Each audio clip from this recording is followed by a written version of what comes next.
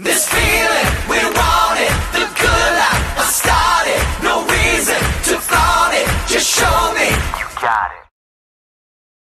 Computer. Hi everybody, happy Sunday. I'm Katie. I'm Lori. I'm Wendy.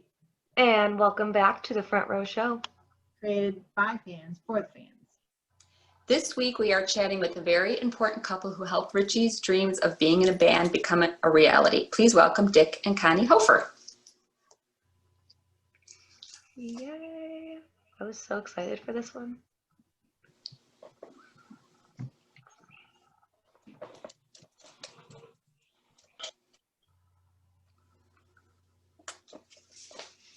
Hi, can you hear me? Hi! Hi, Yes. how are you? Good. How Good. are you? You? I'm okay. Good. Good. Where's Papa Hofherr? Right next to me on his computer. Oh, okay. I'm hiding. Oh, you're hiding. Hi. Hi. Welcome to the Seventh Heaven site.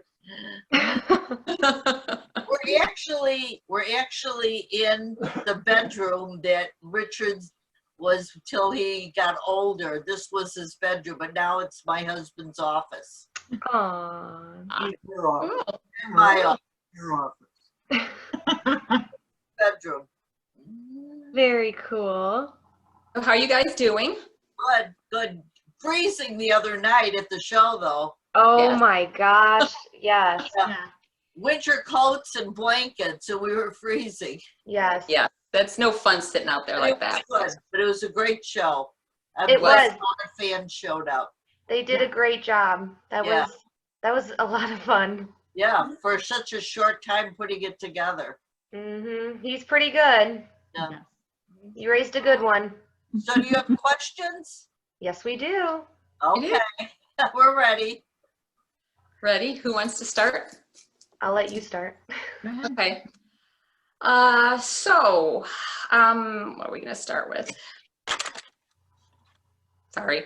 So what was Richie like as a kid growing up? Pain in the neck. Actually, he was a good kid. He really, the problem was raising him is he didn't particularly like school. If he liked the teacher, he got an A. If he didn't like the teacher, he was a pain in the neck of the class. So it was hard raising him when his sister was a straight A student, wanted to know what's the best I can do to get an A, more than an A. And he was, I don't believe in homework. You got me from 9 to 3. That's it. Yep. A lot of kids are that way now. Oh yeah, that's awesome. That was a great answer. I loved it. Yes. The one good thing about raising him is, I don't know if you girls know it, but he was afraid to throw up. So we never had to worry about him drinking. Years ago, we were with friends at a place up in Wisconsin, and we took their son home with us. And he said, "Mr. Hofherr, will you pull over? I think I'm going to throw up." Well, Dick didn't pull over fast enough, and he threw up in the car. So my son, And Dickie was sitting next to him. Dickie would not sit on that side of the car, even though we had it professionally cleaned till we sold it. Then Julie, his sister, had a volleyball party, a volleyball girl party at our house. And one of the little girls got sick and threw up in the downstairs powder room. He would not go in that powder room. He painted it and redid the bathroom. So we never had to worry about him throwing up because drinking, because he was always afraid to throw up. So he toasted himself with water at his wedding, so he does not drink. The other thing was when he was growing up, I was a salesman. I was a pharmaceutical salesman, and I had samples of various drugs that I had here at home that I was selling. And he grew up being exposed to these, because when he was a baby, one of the doctors I called on said to me, you know, I was telling him I had a new son that had just been born, and he said, "Do yourself a favor and do your son a favor, and don't hide the samples from them." from your kids. Let them know this is what daddy sells and this helps people get better, and who are sick, you know, they'll get better, and explain it to them what the drugs are for. And he said, and the doctor told me, he said, as they grow up, they'll be so accustomed to it that by the time they get to the point where somebody is offering them drugs, they'll say, I don't need your drugs. I got whatever I need at home. And you know, I'm not impressed with you're selling drugs. So as a result, neither one of my kids ever touched any drugs that were not prescribed for them. And even then, the doctors said, you have, you know, would tell us, you have to make sure that they take the medicine, otherwise they're not going to get better. So this was something that he grew up with, and I think a lot of people don't realize that. Same with smoking. His father smoked, and Dickie would poke holes in his cigarettes and say, Daddy, don't smoke. So Dickie has never smoked either. Dick said, when you grow up, God help you if you smoke after you put holes in all my cigarettes. But it stopped in 1978, so Dick has not smoked since 1978. Wow. Good. Wow, good. Which worked out very nice. So Yes. I'm glad I did. I haven't had a cigarette since. Wow. Good. And Good. very rarely do either of us ever have a drink or cocktail, and it might be a glass of wine. And that's Yeah, we very really don't rarely. drink either. Well, So, your son's got one addiction, and it's sweets. oh yeah. Oh, absolutely. Great. Flavored, yeah. Did you hear the story about Michael when they were living in their other house? Michael's coming down the stairs chewing something, and Dickie says, what are you chewing? And he says, nothing. Open your mouth. And it was chocolate. So he said, where'd you get the chocolate? He said, in your drawers, in your office. So he took them all and hid them. An hour later, Michael's coming down the stairs chewing. He says, what are you eating now? Nothing. Open your mouth. Chocolate. Where'd you get that? Mommy's desk. So he knew where all the eating chocolate was and all the sweets were. And all the stashes. And then my older grandkids, when Richard lived here, there'd be sugar cereal, and my older grandkids would say, Grandma, that cereal's not good. I said, talk to your Uncle Dickie. He's the one that buys it. I don't buy it. Mm-hmm. Yes. So that is one of his vices, is sugar. It's everybody's, right? Yeah. Yeah. Exactly. It's better than smoking and better than drugs and all that, though. True. Very true. He's to the point where even when the doctor tells him, you got to take this. And I don't know if I should take this or not. But the doctor said you have to, you got a problem. Doctor says it's okay. Yeah. Oh. So what other questions do you have? You want me to? Okay. So how old was Richie when he came to you saying he wanted to be in a band?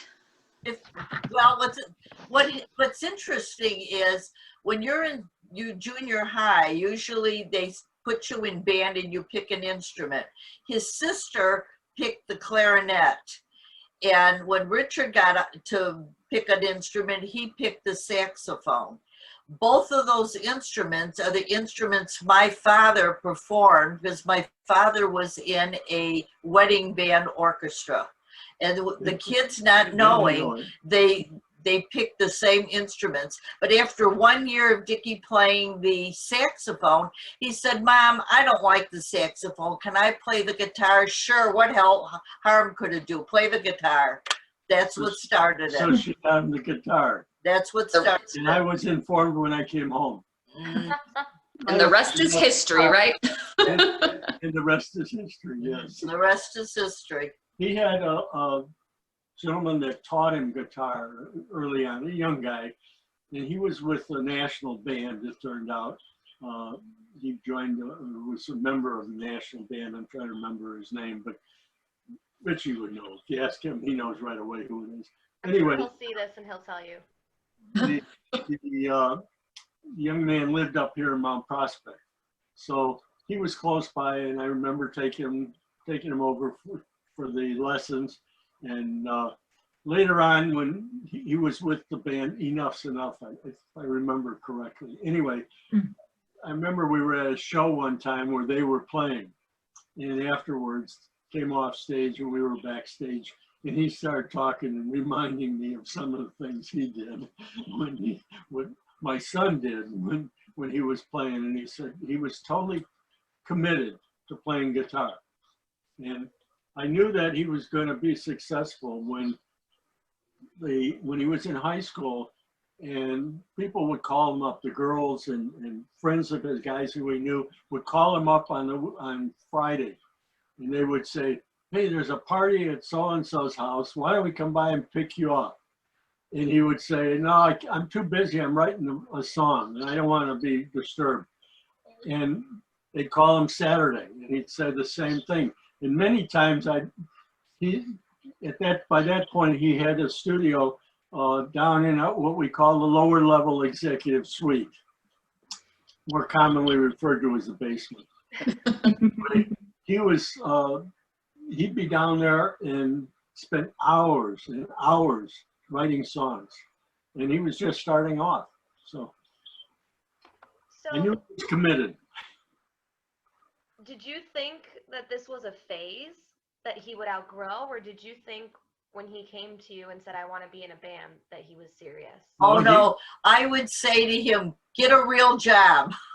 I would get a real job, but you know, actually when both of them were in grammar school, we were called into the school and they said, your daughter is gifted and your son is gifted. Now everybody thinks their kids are wonderful and gifted, but they said your daughter is gifted academically, and she became the lawyer, and they said your son is gifted creatively, and he's the musician and graphic artist. So in third grade, they identified both of the kids as gifted kids. So evidently there's something about him that it comes easy to him, and he is able to perform and do all the things he does because he's got a gift for it.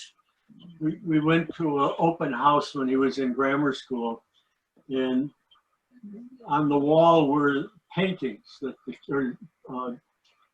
paintings that the kids had done in the class, and the teacher hung them on the wall. And I walked around and looked at them. The picture that he drew was perfect. It was better than any picture in the class. So we were talking to the teacher about it, and we said, he's really got quite a talent for art. And she said, well, he doesn't follow directions. And I said, what do you mean?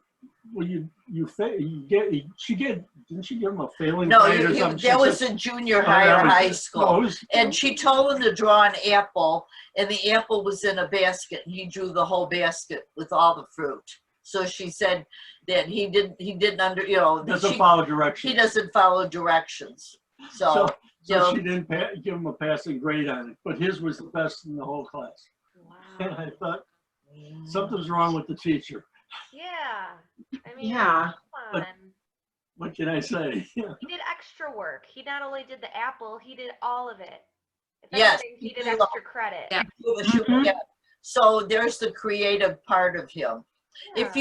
If you've ever at his house, we gave him for his birthday a picture of Walter Payton that he hand drew back when he was a teenager, and we had it framed for him, and it's a hand picture of Walter Payton that Richie drew. That Richie drew, yeah. Right?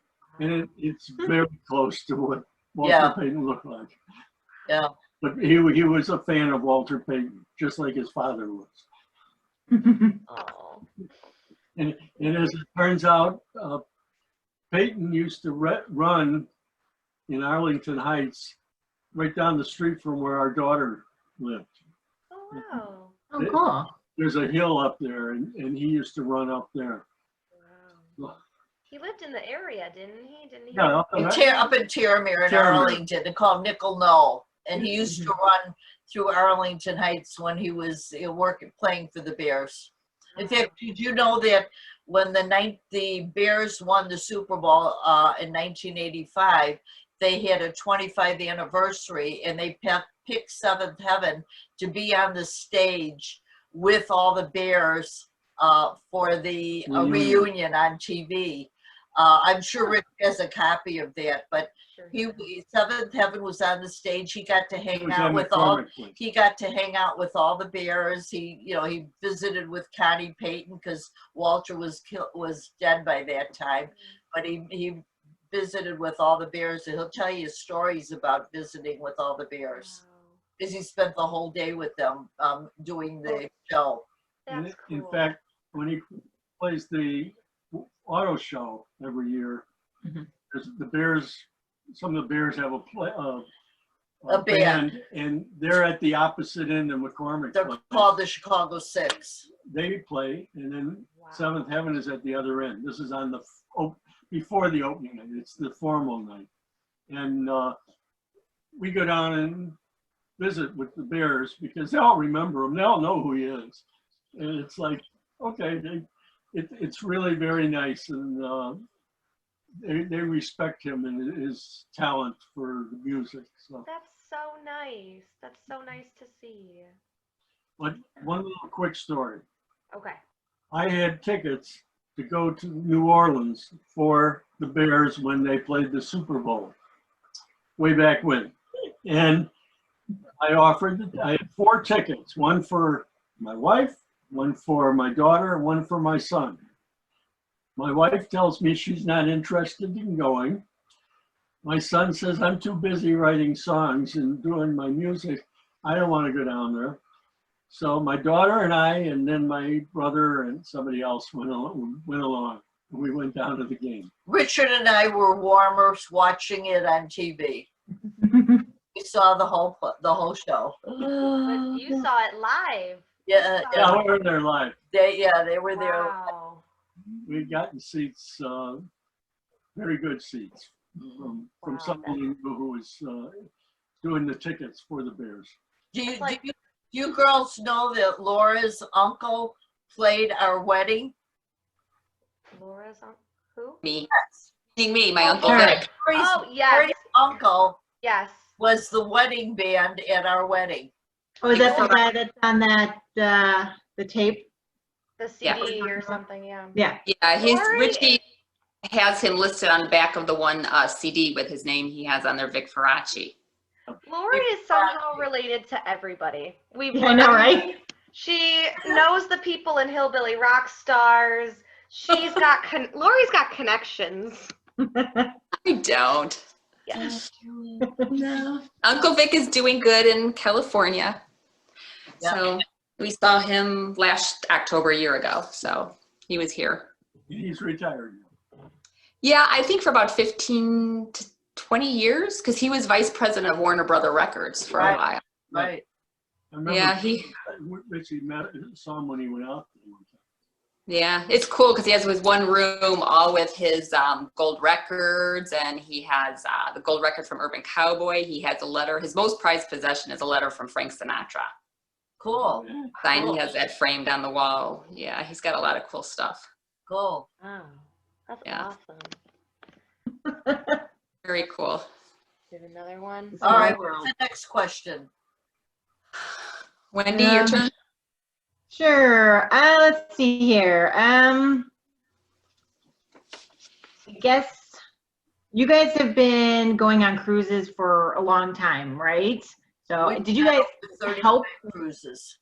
30. Jeez. Okay. Did 35. you help Richie and all that stuff with his first Seventh Heaven cruise? No. Nope. We started cruising when Richie, I think, was 6 or 7 years old. And people would say, you're taking your son on a cruise and your daughter? And we said, yes, they're old enough to know not to go overboard. So they're somewhere on the ship. And in those days, they used to have the crew, work with the kids and, have games for them and different activities. So we would, meet with them at dinner time. So they had a good time. So that's how Dickie happened to flow. You hear me calling him Dickie. You guys call him Richie. that's how he happened to love cruising. So at the beginning, when he started the Seventh Heaven Cruises, he started with Carnival, and we don't like Carnival, so we didn't go at the beginning. When he switched to Royal Caribbean, then we started going with the Seventh Heaven Cruises. But Royal Caribbean was more young people, age, you know, it wasn't what appealed to us. No, So we're not Royal we like, Caribbean. I mean, Carnival. Carnival. Carnival was more young people's cruise. So we started going when we went on Royal Caribbean. But we don't help him. He does it all himself. He started with a travel agent, didn't feel the travel agent was doing a good job, so he took over the job himself. Wow. Yeah. Now it's one of That's his. Nice. He's a control person. But he's pretty good at it, though. Yeah, he's very good at it. Yes. We had a good time. Yeah, He wants to make sure everybody has a good time. we did. It is. Yes. We did. So it's going to be kind of sad. No cruise is coming January for the first time in how long? But he's already booked January 2022. He's already got that booked. I don't know what the date is or which ship, but he already, you know, told them. Hopefully by that time the pandemic will be not over, but be better and safer for people. But he told Royal Caribbean he wouldn't bring the fans on this year because, you know, too many, you know, problems and everything. So but he is booked for January of 2022. So we'll see you guys then. Yeah, hopefully. Right, ladies? Let's go. If we're still healthy, yes. If we can afford it, yes. Yeah, right. So you're still paying yours off. Yeah, I know. Well, I think I'm done. I think I'm good. But you know what? It was fun. It was fun. So you guys still work for Seventh Heaven. We've seen you at shows helping out. Well, Dick does.